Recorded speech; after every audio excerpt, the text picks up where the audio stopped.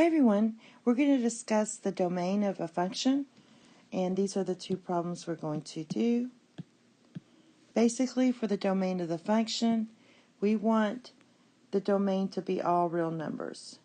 So, and it always involves your x, so we want the domain to be all real numbers.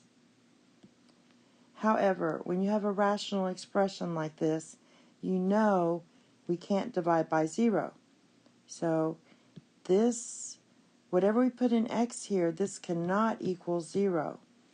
So let's do 2x plus 9 cannot be 0 and solve for x. So 2x, just subtract 9 from both sides and divide both sides by 2. So x cannot be negative 9 over 2. You plug in negative 9 over 2 into this x, you'll get 0. And in math, you cannot divide by 0. So if you use set notation, you would write it like this. X is all real numbers. However, the only number it can't be is x cannot be negative 9 over 2. If you need to write it in interval notation, you would write it as negative infinity to negative 9 over 2 union, or you could say or, negative 9 over 2, comma, to infinity. Okay, the second one is this one, the same thing. We have two quantities here. So we're going to set this one, can't be 0. So x cannot be negative 12. And for this one, x plus 7 cannot be 0.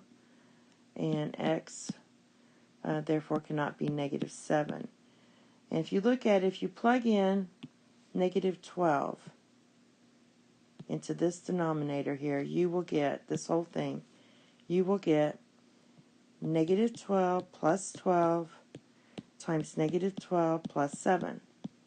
And when you do that, you're going to get 0 times negative 5, which equals 0. And we can't divide by 0.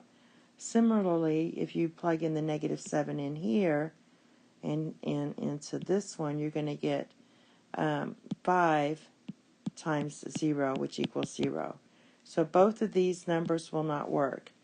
Again, you can write it as we want it to be all real numbers. However, the only two numbers it can't be is x cannot be negative 12 and x cannot be negative 7.